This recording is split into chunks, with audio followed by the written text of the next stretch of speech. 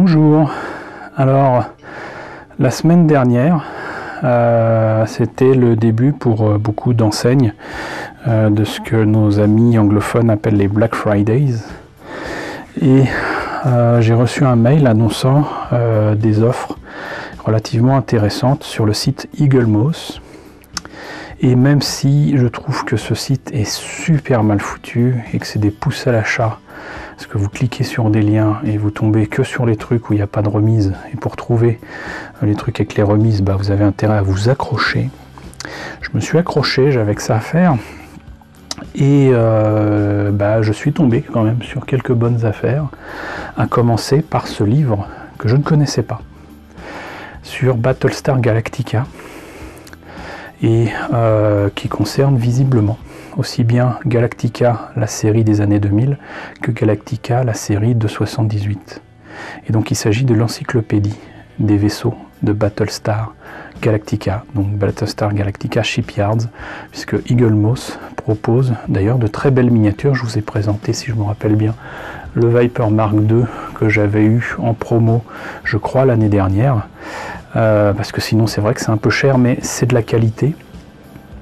Mais reste que donc je ne savais pas qu'ils avaient sorti un bouquin, et quand j'ai vu qu'il était à 15 € au lieu de je sais plus 30, j'ai aucun bouquin sur Galactica. Vous le savez, moi mon violon d'ingre c'est les vaisseaux spatiaux, j'aime Galactica, j'aime les vaisseaux spatiaux, donc voilà. Donc vous voyez qu'il s'agit encore une fois, comme pour les livres sur Star Trek que je vous ai présenté, d'un livre quand même très beau, hein, voilà, de qualité, j'allais dire luxueux, avec non pas un simple dos carré collé, mais carrément cousu, hein, c'est à ça que vous reconnaissez la qualité de ce genre de bouquin, même quand il y a plein de cahiers à l'intérieur, c'est-à-dire qu'ils ne se contentent pas de le coller, c'est vraiment cousu pour que ça tienne bien. Et donc ce livre fait participer donc Joe Bourne, Neil Kelly, Richard Mead, Alice Peebles, et donc il passe des vaisseaux de 78 avec les 34 épisodes à la série qui a commencé en 2003, j'aurais dit 2005, mais apparemment c'est 2003, et qui est une excellente série. Si vous ne connaissez pas, ils ont même rajouté des choses en rapport avec un spin-off qui était Blood on Chrome, et j'ai du mal à voir s'ils ont parlé de Caprica, mais apparemment non. Et donc c'est un livre très récent, parce que vous voyez, il est 2020, et donc je confirme que, en tout cas en dollars, c'était 29,95 $, donc j'imagine que c'est 30 €. Voilà, donc on a fait le tour de la couve. On va voir bien évidemment ce que nous réserve l'intérieur. Alors, hop,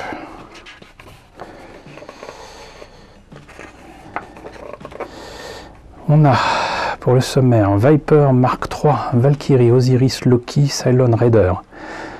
Donc carrément le premier chapitre concerne Blood on Chrome, c'est très intéressant.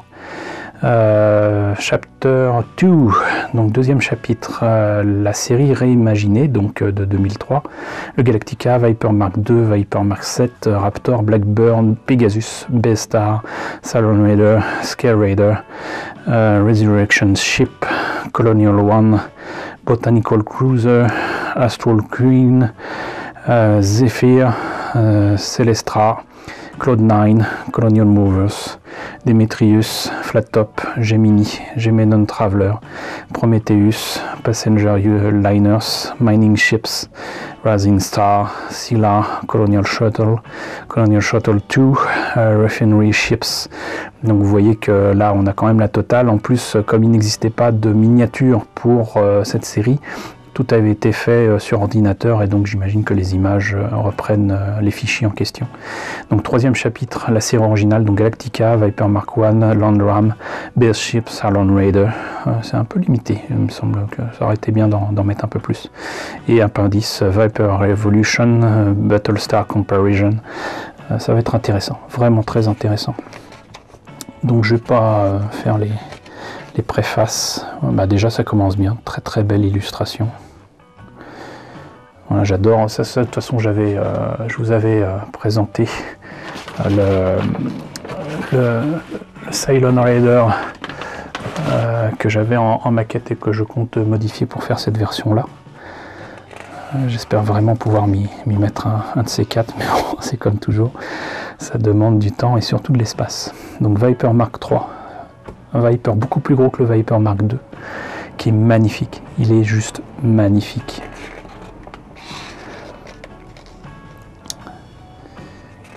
Et regardez-moi ça. Regardez-moi ça. J'avais le secret espoir, parce qu'il existe en miniature chez Eagle Moss, de pouvoir l'obtenir comme il est à la même échelle que le Viper Mark II. De toute façon, il est beaucoup plus gros. Non, il est à 45 €. Il est encore trop cher pour moi. Mais un jour je l'aurai. Un jour. La Valkyrie, donc c'est une Battlestar qui porte bien son nom et qui est juste magnifique. Là pareil, ça me donne des tas d'idées de kit bash. Et ça c'est bien d'avoir ça sur papier, parce que des documents sur le net j'en ai plein, mais ça vaut pas le papier, ça vaut pas ça. Donc là on voit des images qu'on voit dans Blood on Chrome. Et là donc vous voyez ça, alors ça pour faire les maquettes c'est juste excellent quoi. La seule chose qui manque, c'est qu'on a une vue de dessus, une vue de côté, d'avant, arrière, mais pas de dessous. Osiris,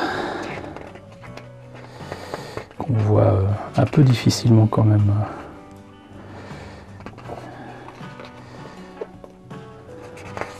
C'est marrant parce que ça me fait penser au vaisseau qu'on voit dans Matrix, hein. Sincèrement, je pense qu'il y a quand même une petite inspiration là. Loki, donc après Valkyrie, Loki, voilà. On ne crée plus qu'il y a un vaisseau Thor. Je pense que voilà. Il m'inspire un peu moins celui-là, mais ça, il reste beau quand même. Hein. Cylon Raider, donc qu'on voyait déjà dans un épisode spécial qui s'appelle Razor de Galactica, de la série. Ça reprend donc les Raiders originaux, mais avec, j'allais dire, des ailes un peu différentes. Pas mal de détails qui changent quand même, mais essentiellement, donc vous prenez ces trucs-là qui normalement faisaient une espèce de soucoupe, mais vous les sortez, vous les déplacez un petit peu vers l'avant. Vous mettez des canons ici, et a priori, on est très très proche de ce truc-là. Donc, la série réimaginée, mais regardez-moi ces illustrations, c'est... Donc le Galactica, que je vous ai présenté en résine, en plastique.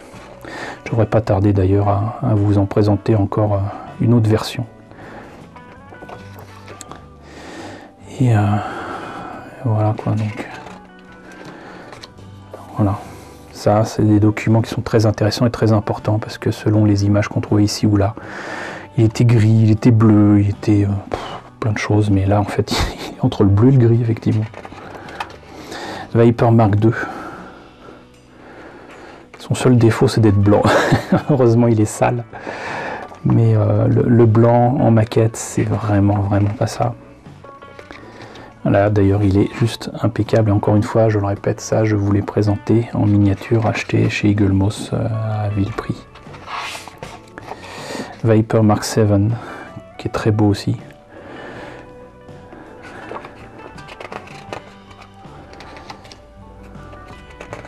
C'est la version moderne des Viper. Alors je suis désolé, mais là par contre il y a une erreur. Ils mettent un Mark VII se précipite et lancé dans la catapulte du Galactica. Ça c'est pas une image du Mark VII, je suis désolé. Ça c'est l'image du vaisseau qu'ils ont fabriqué tout seul et qui est, comment dirais-je, pas low visibility, mais il est invisible. Voilà. Un Blackbird, je sais plus quoi. Là, l'image n'est pas bonne. Là. Eagle Moss, c'est pas bien. Donc Mars 7, regardez comme il est beau. Le Raptor. Alors j'aimais pas trop ce vaisseau, mais j'avoue que si j'avais pu le prendre en plastique quand il est sorti, je crois que c'était chez Alors, je sais plus si c'était Pegasus ou je pense que logiquement c'était Mobius. Le problème c'est que je crois que la société n'existe plus et la maquette maintenant est à des prix de dingue aux États-Unis, et si on rajoute les frais de port, ça fait une petite maquette en plastoc à plus de 100 €. Faut arrêter, quoi. Mais donc voilà. Et là encore aussi, voilà, des documents. Ce genre de bouquin est essentiel pour qui veut faire les maquettes le plus proche possible, ou pour s'en inspirer, pour voir ce qui va pas sur la maquette. C'est juste indispensable. Et là, il y a tout ce qu'il faut. Blackbird, voilà, qu'ils avaient surnommé Laura.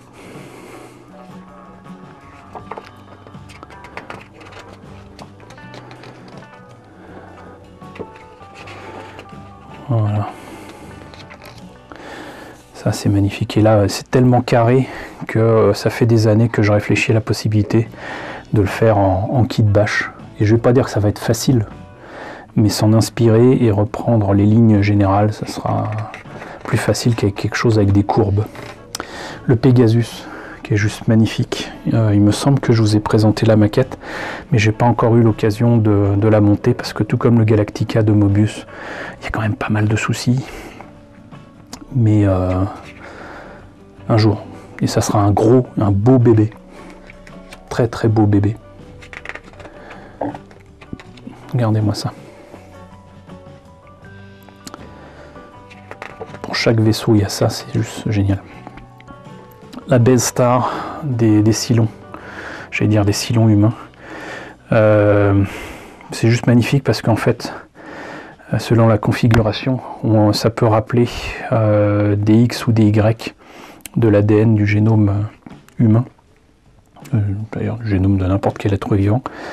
Et les Base Stars sont quand même très très différentes de la Base Star originale. Mais c'est organique, c'est beau, c'est alien.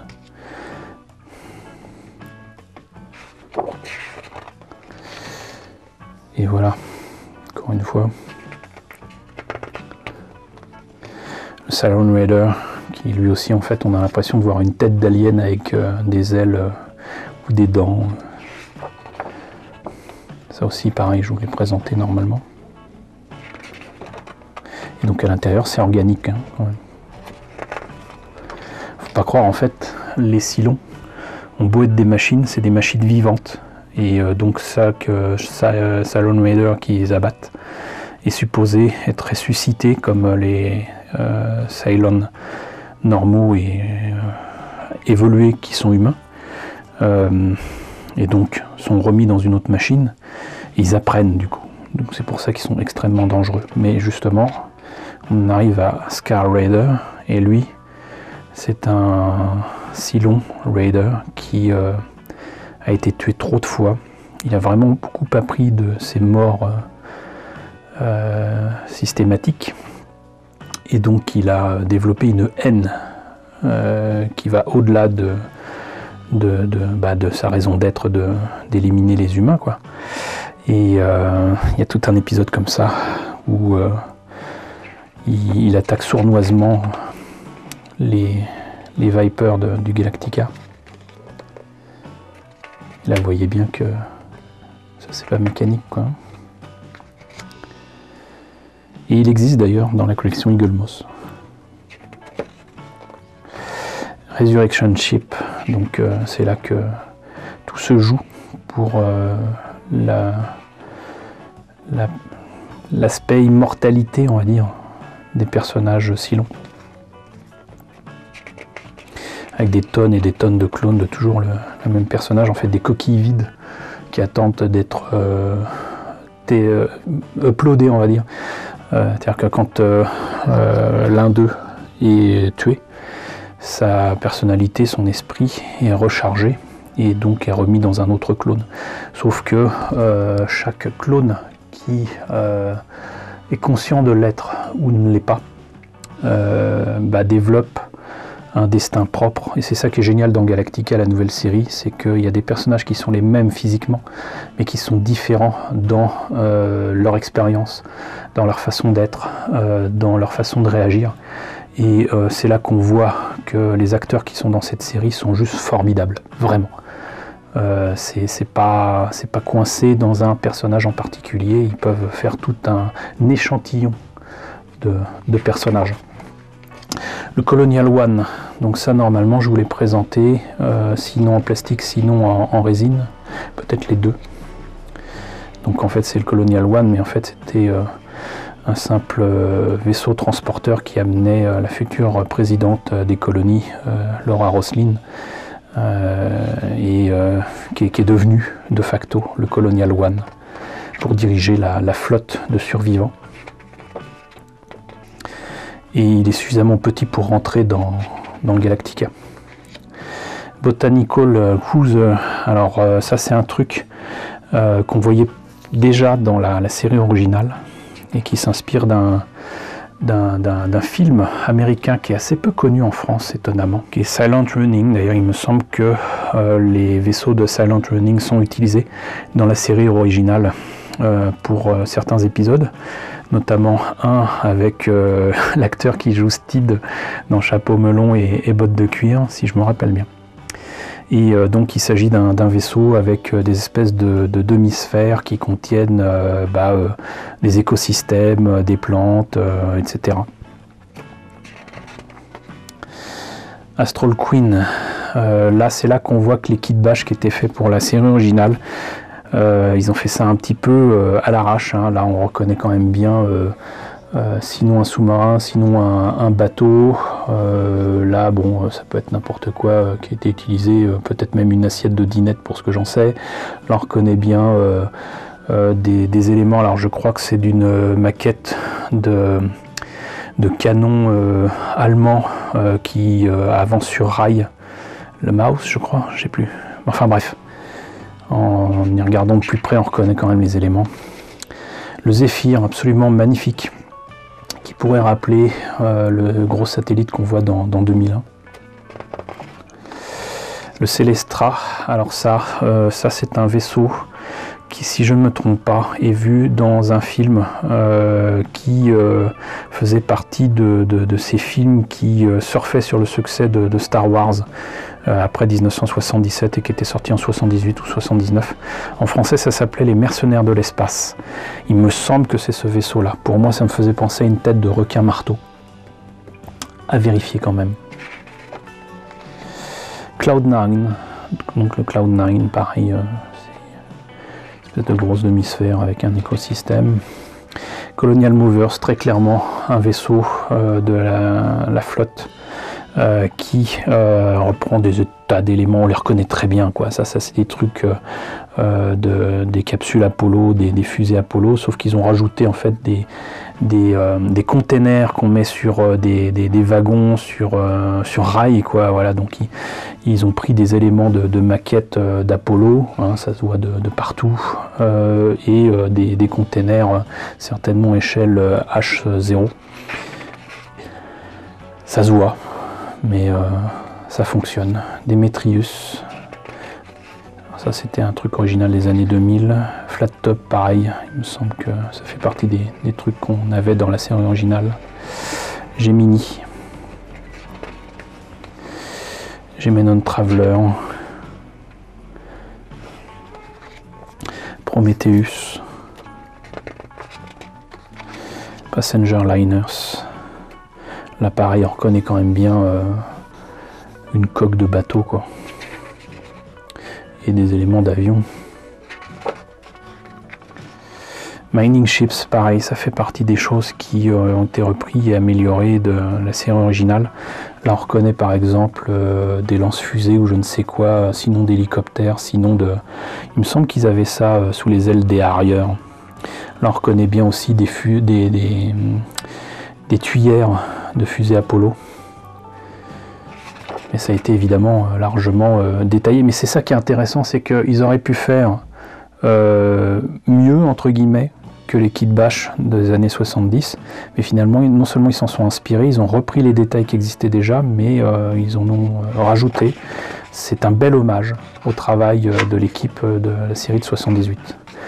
Rising Star, Scylla, Colonial Shuttle, alors ça aussi il me semble que c'est quelque chose qui existait déjà dans la série de 78. Colonial Shuttle 2, donc ça c'est très clairement des lignes un petit peu plus épurées et donc plus modernes. Refinery Ships, et donc la série originale.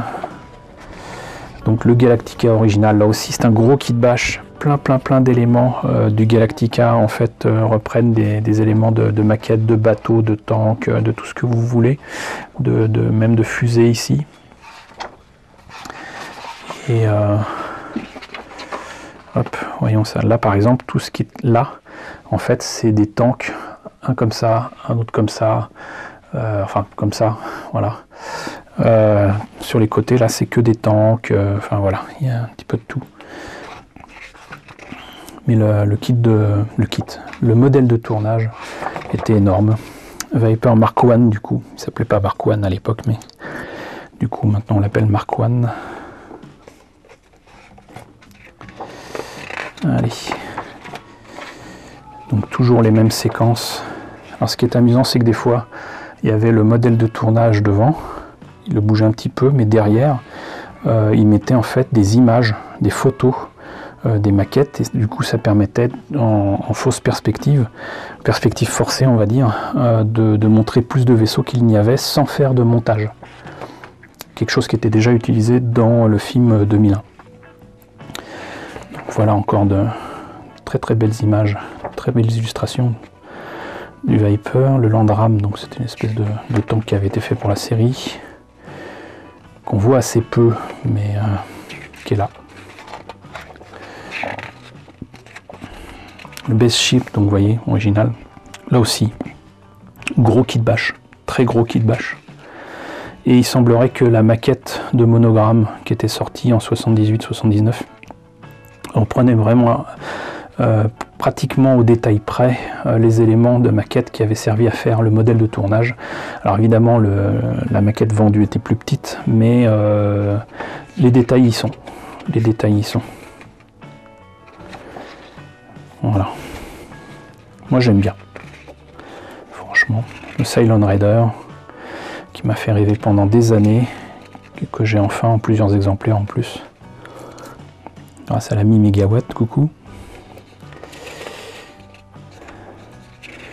Et là donc, évolution du Viper, donc Viper Mark 1, 2, 3, 7, du coup, à vous d'imaginer le 4, 5, 6. Battlestar, donc Galactica, Pegasus. Et voilà. On en a fini. Voilà. Mais écoutez, désolé, j'étais un peu lent. Comme je vous l'ai dit, je suis en convalescence, donc je viens de recevoir ce bouquin, je le découvre avec vous et j'ai plaisir à le partager avec vous. J'espère pouvoir vous poster cette vidéo, pas rapidement, mais en tout cas les dimanches comme d'habitude. Donc j'espère que ça vous a intéressé. N'hésitez pas à me dire ce qu'il en est dans la section commentaires, n'hésitez pas à liker, c'est très important, n'hésitez pas à vous abonner, c'est tout aussi important. Coucou aux nouveaux abonnés qui nous ont rejoints ces derniers temps, bienvenue ici. Coucou aux grands anciens qui me suivent depuis 5 ans. Merci à tous de votre fidélité, merci à tous de votre soutien sur Tipeee et sur Paypal. Surtout prenez soin de vous, la santé c'est important. Je vous laisse avec la liste des contributeurs de la chaîne et je vous dis, je l'espère, à très bientôt pour la présentation d'un nouveau bouquin.